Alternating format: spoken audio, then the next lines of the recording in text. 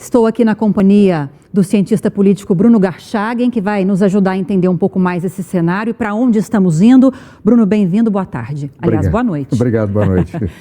Bruno, vamos lá. O cenário é periclitante, vamos colocar assim. A gente está ainda na iminência dessas taxas de 50% sobre produtos brasileiros exportados para os Estados Unidos realmente entrar em vigor no dia 1º de agosto. A gente tem essa revogação de vistos de ministros depois da operação da PF contra o ex-presidente Jair Bolsonaro na última sexta-feira.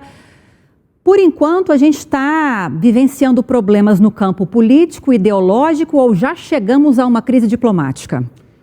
Bom, a crise ela já está como um dado da realidade.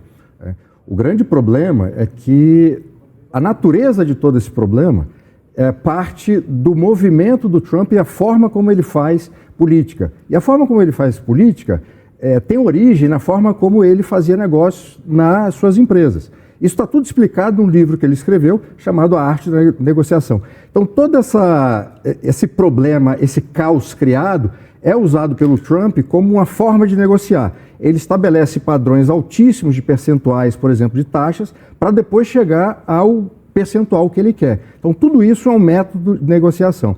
Nesse caso específico do Brasil, considerando que ele já fez isso com a União Europeia, com a China, com o México, no caso específico do Brasil, o grande problema é, ao fazer o primeiro movimento dizendo que ia taxar o Brasil em 50%, ele usou o nome do ex-presidente Jair Bolsonaro.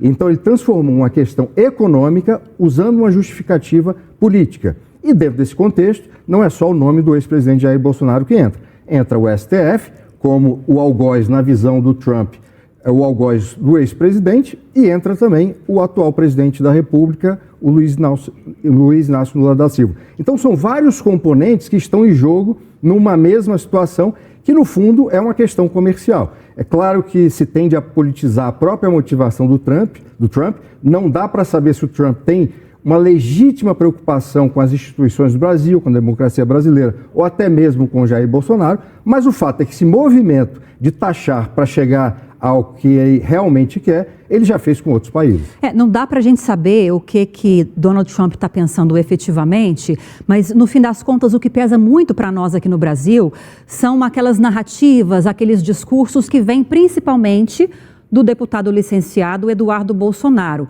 Porque ele diz que está em contato com autoridades americanas, chegou a falar que participou até de uma reunião do Departamento de Estado também, em que esse assunto teria sido tratado, e que novas sanções estariam em jogo para serem colocadas em prática se a situação não mudar. Então, nos passa a impressão de que se não houver um recuo brasileiro em relação à ação penal, da tentativa de golpe e de outras questões como a anistia também aos envolvidos nos atos de 8 de janeiro, Trump não vai recuar. É uma questão comercial, mas as justificativas que chegam para nós para a imposição dessa taxa são políticas.